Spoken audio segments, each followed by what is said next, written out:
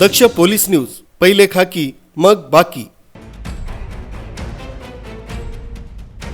मुक्तिधाम परिसरात कोयता गँगच्या माध्यमातून दहशत निर्माण करणाऱ्यांविरोधात उपनगर पोलिसांनी कठोर भूमिका घेत धडाकेबाज कारवाई केली। तिघा संशयितांची पोलिसांनी जाहीर धिंड काढत नागरिकांना दिलासा दिलाय। या कारवाईमुळे कायदा हातात घेणाऱ्यांना स्पष्ट इशारा मिळाल्याची भावना नागरिकांमध्ये व्यक्त होते। सँडविच उशिरा दिल्याच्या कारणावरून मुक्तिधाम परिसरात कोयता गँगची दहशत माजवीत ओंकार पॅटीस दुकानात तोडफोड केली होती। हल्ल्यात ऋतिक ओंकार कोरी हा जखमी झाला होता। दुकानाची तोडफोड करण्यात आल्यानं परिसरात भीतीयुक्त वातावरण निर्माण होऊन परिसरातील दुकानं दहशतीनं बंद झाली होती।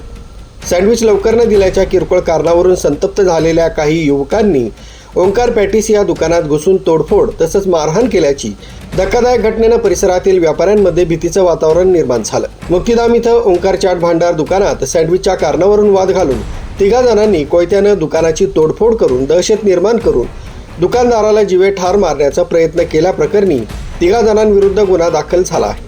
उपनगर पोलिसांनी गुरुवारी सायंकाळी संशयितांची मुक्तिधाम भागातून धिंड काढली।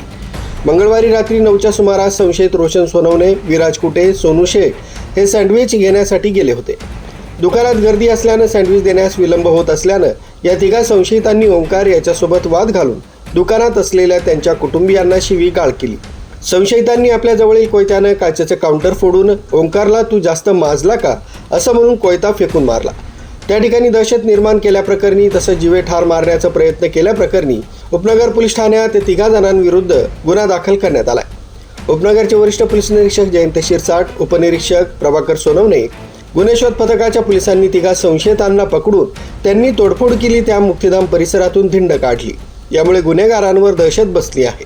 उपनगर पोलीस स्टेशनचे वरिष्ठ पोलीस निरीक्षक जयंत शिरसाट तसंच त्यांच्या कर्मचाऱ्यांनी केलेल्या तातडीच्या आणि कठोर कारवाईचं नागरिक तसंच व्यापाऱ्यांनी स्वागत केलंय। अशा कारवाईमुळे गुन्हेगारी प्रवृत्तीवर आळा बसून सर्वसामान्यांमध्ये सुरक्षिततेची भावना निर्माण होईल अशी अपेक्षा व्यक्त केली जाते। न्यूज ब्युरो, दक्ष पोलीस न्यूज, नाशिक रोड।